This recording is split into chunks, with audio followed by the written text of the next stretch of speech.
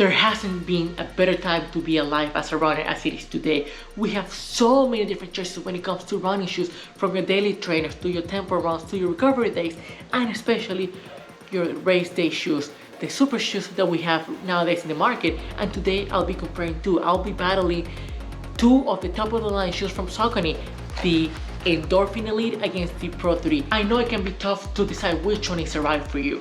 So let's get started and see how they stack against each other and which one is the right one for you.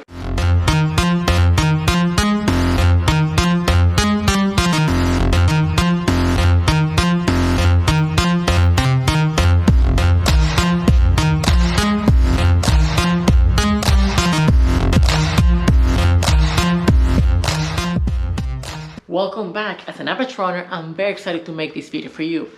I have two of the top of the line super shoes, race day shoes that we have today in the market, the Saucony Endorphin Elite and the Endorphin Pro 3. And I know that sometimes it's hard to choose or to decide which one is the right one for you. So for this video, I wanted to give you a full perspective of these two, a comparison side to side to see which one it could be benefit you as a runner. So let's start with the prices.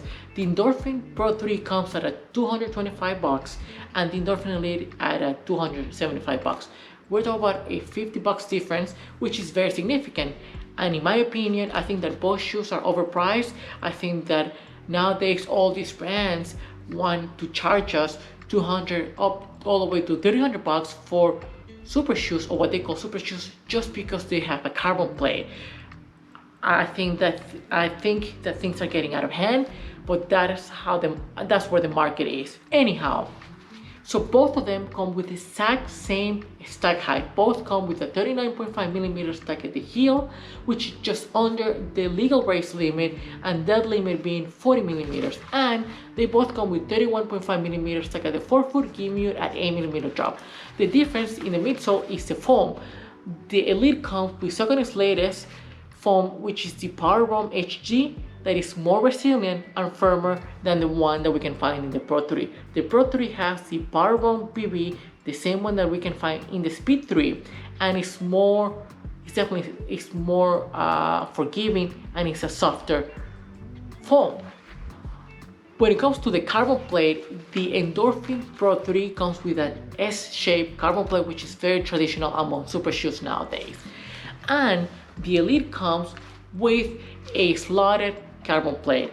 And the idea behind a slotted plate is that no matter where your foot lands on the ground, the shoe can absorb the impact, stabilize itself, and roll forward. So it's a better technology overall than we can find in the Pro 3. So now, when it comes to the outsole, both of them come with the XT900 rubber that is designed to provide you a better traction without sacrificing durability. In this case, I give the edge to the Endorphin Pro 3 because he has more rubber, and he has like a thicker rubber in comparison to the one in the Elite. Now, the Elite also gives you a very good traction. Surprisingly so, I talked to several runners that run Boston in the Endorphin Elite, and they didn't have any issue whatsoever. In fact, as you probably know, it rained a lot in Boston, and Boston is well known for their rolling heels. It's a very tough course, and if you don't have a shoe that provides you a very good grip, it could be dangerous in those conditions. So props to Saucony for providing a very good grip on a super shoe with a very little amount of rubber in the outsole, in my opinion. Now, going to the weight, they are very similar when it comes to weight. The Pro 3 weighs 7.75 ounces, my size 10 man, and the Elite weighs 7.5 ounces. Very, very similar. And when it comes to grams, this one, the Pro 3 weighs 220 grams and the Elite weighs 214. When we see the shape, we see what is called the speed roll technology, or the rocker. The Elite comes with a much more aggressive rocker that it forces your toes to be, just have that toe spring, that toe off. It's definitely a different experience than the Pro 3. The Pro 3 comes with a more natural rocker that we can find in other super shoes. If I were to compare or give you an example which one this reminds me of the Adios Pro 3. It has a similar aggressive, almost like 45-degree angle rocker. Now going to the upper, they are very similar but feel very different. We have the Pro 3 comes with this dual layer mesh, very breathable, very see-through, and very comfortable. In fact, this is the most comfortable upper I've ever tested in a super shoe. And it has a very nice heel lockdown with enough padding, and overall feels good. Feels very good actually. The only thing I don't like are the laces, but I'll buy different ones on Amazon and then swap them out. But other than that, very comfortable, very breathable, and very light. The Elite though is different. It's very breathable, very light, but it's strange. It comes with different cutouts, and it's not a fabric. It's not a fabric material. Most of the shoe feels like this plastic knit, and it comes with this strap that goes all the way to the plate. That is designed to keep the upper in place. It also comes with this flimsy looking heel lockdown, and even though at first I didn't trust this one at all, it seems like with the heel tab it keeps your heel in place and provides you a decent or even a good lockdown. This one feels slightly wider. It gives you more room when it comes to the midfoot and the toe box than the one in the Pro 3. So how did it feel to run side by side?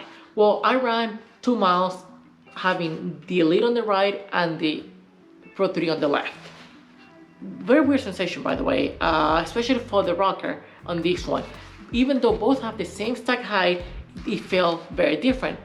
And I tested different paces. I went as slow as 10.5 minute mile, and as fast as 7.5 minute mile. I wanted to include warm-ups, cool downs, sprints, tempos, and some easy runs in between to see how both would behave, or how each one would behave at different paces. One thing I can tell you is just you can definitely tell the firmness on the Elite. It feels a lot firmer than the Pro 3. The Pro 3 feels more natural, it feels softer, feels more forgiving. And the Elite is not made for slower runs. It is not. It felt very uncomfortable. It felt strange when I was trying to warm up, when I was trying to cool down, and when I was trying to do an easy base run. The Endorphin Pro 3 though, it felt more natural. It felt definitely that I could just be on slower paces, and I think it's just because of the geometry of the shoe and the design.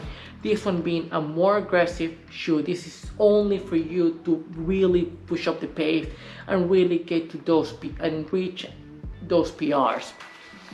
But when it comes to the speed, when I was picking up the paces, when I was doing a tempo pace or even sprints, both felt very good, giving the slight edge to the Elite. I felt that I could have a better cadence on the Elite than in the Pro 3, but by a slim margin. And honestly, if I was just wearing the Elite by itself or the Pro 3 by itself, I wouldn't even tell the difference. But because I wore both at the same time, I could sort of tell the sensation and the difference while running. In general, both are great shoes. Both are great, amazing race day shoes. Which one do I prefer as a runner? The Pro 3 by far. I'm not, my level is not ready for the Elite. I wish I could. It's fun, but I don't see myself running a long distance for even training or for races. I don't see myself wearing the Elite at all. I could probably do as a 10K at most, but I definitely see myself to even try to do an ultra perhaps in the Pro 3. I hope you enjoyed this video and found this information useful. If so, don't forget to subscribe to my channel. I'm uploading every week new content with reviews of some shoes and some other running gear.